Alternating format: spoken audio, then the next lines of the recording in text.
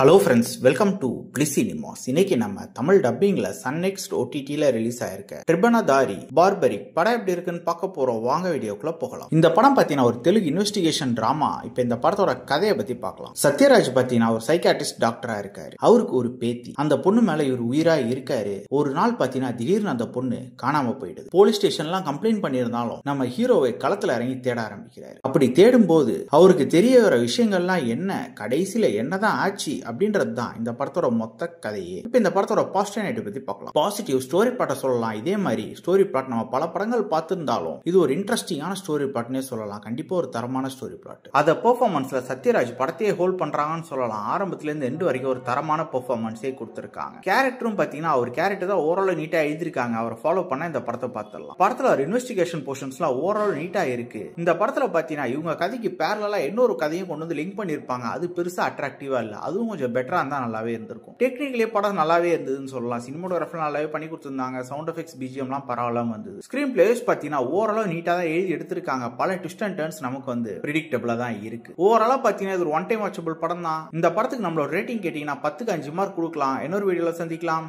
Thank you.